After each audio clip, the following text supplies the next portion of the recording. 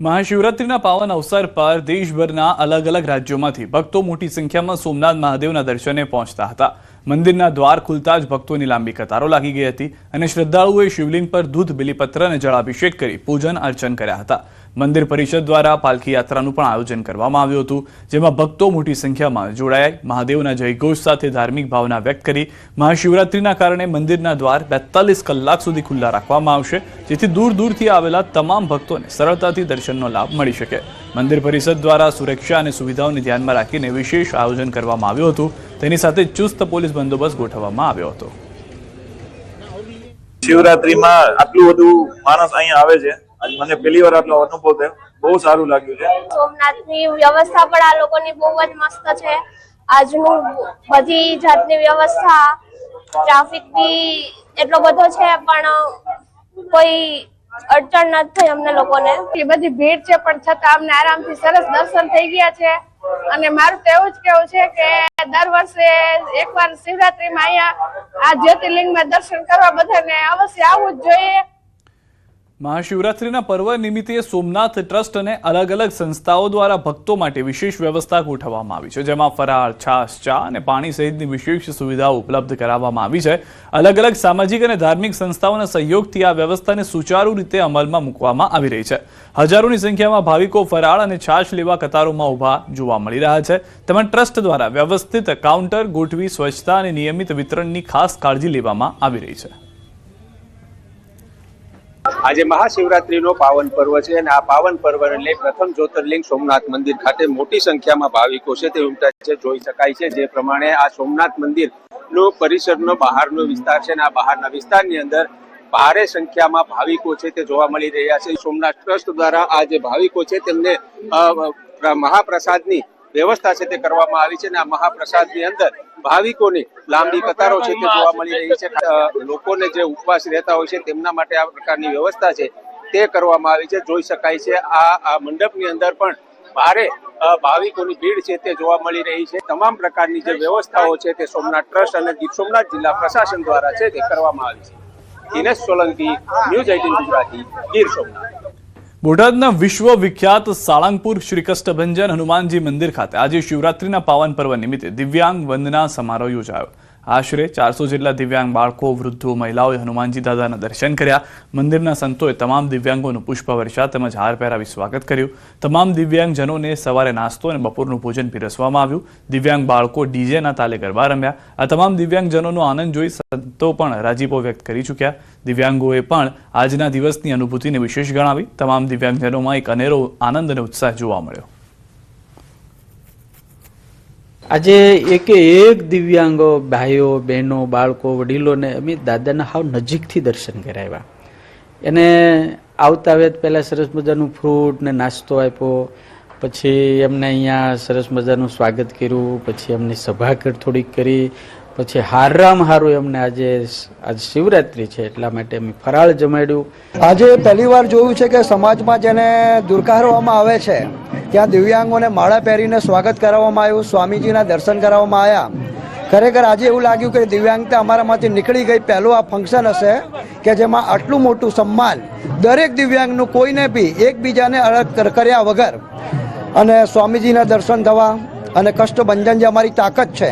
સામાન્ય દિવસોની અંદર દિવ્યાંગને જ્યારે દર્શન કરવા માટે આવવું હોય ત્યારે એની દિવ્યાંગતા શારીરિક કે માનસિક અપંગતાના લીધે ઘણી એને મુશ્કેલી પડતી હોય છે। ત્યારે આજરોજ આ મંદિર દ્વારા આયોજન કર્યું છે ત્યારે એમને સ્પેશિયલ વ્યવસ્થા આપવામાં આવી છે। દર્શન માટે અલાયદી વ્યવસ્થા, એમના માટે પ્રસાદ અને દર્શન અને સન્માન ત્રણેય વ્યવસ્થા કરવામાં આવી છે, ત્યારે ખૂબ આનંદ છે। છોટાઉદેપુર જિલ્લાના શિવાલયોમાં શિવભક્તોની ભારે ભીડ જોવા મળી રહી છે। જિલ્લાના શિવાલયો હર હર મહાદેવના નાદથી ગુંજી ઉઠ્યા છે। વહેલી સવારથી મોટી સંખ્યામાં શિવભક્તો ભગવાન ભોલેનાથના દર્શને ઉમટ્યા હતા। શિવરાત્રી નિમિત્તે છોટાઉદેપુરના સાંસદ જશુભાઈ રાઠવા અને જિલ્લા કલેક્ટર ગાર્ગી જૈન પોતાના બાળકો સાથે જાગનાથ મહાદેવ મંદિરમાં પહોંચી મહાદેવના દર્શનનો લાભ લીધો હતો।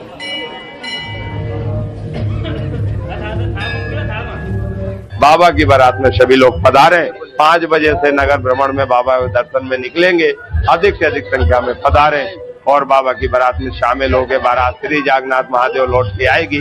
જાગનાથ મહાદેવ ખાતે પૌરાણિક મંદિર છે તો લોકો દૂર દૂરથી ભાઈ ભક્તો એના દર્શન કરવા આવે છે અને એક આસ્થાનું કેન્દ્ર છે અને અહીંયા ખૂબ સરસ રીતના મહાશિવરાત્રીનો મેળો પણ થાય છે। તમામ દેશવાસીઓને આ મહાશિવરાત્રી પર્વ નિમિત્તે ખૂબ ખૂબ હાર્દિક શુભેચ્છા પાઠવું છું। વલસાડ જિલ્લામાં આજે મહાશિવરાત્રી મહોત્સવની ધામધૂમપૂર્વક ઉજવણી કરવામાં આવી। જિલ્લાના શિવાલયો હર હર મહાદેવના જયઘોષથી ગુંજી ઉઠ્યા। વાપીના લવાજામાં દમણગંગા નદી કિનારે આવેલા પૌરાણિક શ્રી રામેશ્વર મહાદેવ મંદિર ખાતે મેળા જેવો માહોલ જામ્યો। સવારથી જ ભક્તોની ભીડ ઉમટી પડી અને ભગવાન ભોળાનાથના પૂજા અર્ચન તથા આરતી કરીને ધન્યતા અનુભવી। દર વર્ષની જેમ આ વર્ષે પણ અહીં ભવ્ય મેળો ભરાયો, જેમાં વલસાડ સાથે સાથે સંઘ પ્રદેશ દમણ અને દાદરાનગર હવેલીમાંથી મોટી સંખ્યામાં ભક્તોનો ધસારો જોવા મળ્યો। શિવરાત્રી નિમિત્તે એટલી બધી ભીડ છે કે તમે જોઈ શકો છો કે આટલી ભીડ કોઈ વખત જોવામાં મળી નથી અને ગામ લોકો અને અમારા ગામના છોકરા લોકો એટલી મસ્ત વ્યવસ્થા કરે છે કે કોઈને અડચણ થતું નથી। આજે દર્શન કરીને ધન્યતા અનુભવું છું અને આ શિવલિંગ બહુ જૂનું પુરાણું છે અને અહીંયા જે પણ આવે એની મનોકામના પૂર્ણ થાય છે। આ મંદિર પૌરાણિક તો મંદિર છે, કદાચ 1000 વર્ષ પુરાણું હશે। આ મંદિરમાં દરરોજ તો લોકોની ખૂબ જ ભીડ હોય છે, પણ આજે શિવરાત્રી નિમિત્તે અહીં લાખોને ઉપર માણસો આવે છે અને પોતે મહાદેવના દર્શન કરીને ધન્યતા અનુભવે છે। કચ્છના ભુજમાં ભવ્ય શોભાયાત્રાનું આયોજન કરવામાં આવ્યું હતું, જેમાં ભગવાન શિવના જીવંત દર્શન કરાવતા ઝાંખીઓ, ઢોલ નગારા અને ભજન મંડળીઓના સ્વરો સાથે યાત્રા આગળ વધી હતી।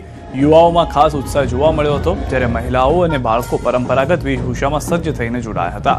શહેરના મુખ્ય માર્ગો પર ભક્તોની ભારે ભીડ ઉમટી હતી અને પોલીસ બંદોબસ્ત સાથે શાંતિપૂર્ણ માહોલમાં સમગ્ર આયોજન સફળતાપૂર્વક પૂર્ણ થયું હતું।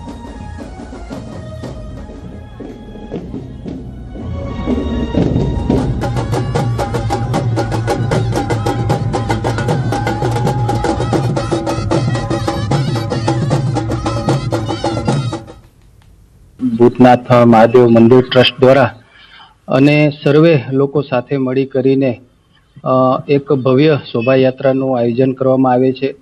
દરેક લોકો જોડાય છે, વર્ષોની આ પરંપરા રહી છે। અનેક ભગવાનની ઝાંખીઓ દ્વારા જે છે કે આપણને ભગવાનને ઝાંખીઓના દર્શન આપણને અહીંયા જોવા મળે છે। શિવરાત્રીના દિવસે તમામ શિવ મંદિરોમાં ભોળાનાથની પૂજા અર્ચના કરવામાં આવી રહી છે, તેમજ સાબરકાંઠાના બેરણા ધામમાં અનોખી રીતે શિવરાત્રીની ઉજવણી કરવામાં આવે છે, જ્યાં 1.25 મણ રૂ અને 50 કિલો ઘીથી મહાજ્યોત પ્રજ્વલિત કરવામાં આવે છે, જેના દર્શન કરવા માટે દૂર દૂરથી ભક્તો દર્શન માટે ઉમટી પડે છે। બેરણા ધામમાં આવેલા 50 ફૂટ ઊંચી શિવજીની પ્રતિમાના આગળ આ મહાજ્યોતના દર્શન કરીને ભક્તો ધન્યતા અનુભવે છે। દર વર્ષે અહીં મહામેળો યોજાય છે, જેથી ભક્તોને મેળા જેવો માહોલ મળે છે। શિવરાત્રી ના દિવસે અહીંયા 25 કિલોની રૂની એને દિવેટ બનાવવામાં આવે છે અને દિવેટ એના દીવો પ્રગટાવવામાં આવે છે અને અહીંના જે ગુરુજી છે, અહીંના જે પૂજારી છે મહેન્દ્રભાઈ, એને વિશ્વ શાંતિ માટે, લોકોનું કલ્યાણ થાય એ માટે અહીંયા એક દિવસ સળગાવવામાં આવે છે। અહીંયા આવી અને મનની શાંતિની તૃપ્તિ કરે છે અને પોતાની મનોકામનાઓ પણ અહીંયા પૂર્ણ થાય છે। વિશ્વમાં દરેક જીવ શાંતિ જીવી શકે તે માટે ભગવાન શિવજીને આજે પ્રાર્થના કરવામાં આવે છે। એ માટે આ જ્યોત 21 વર્ષથી આ જ્યોત થાય છે અને દર સાલ આ 25 કિલો રૂની મહાજ્યોત આખો દિવસ 3 દિવસ સુધી પ્રગટ રહેશે।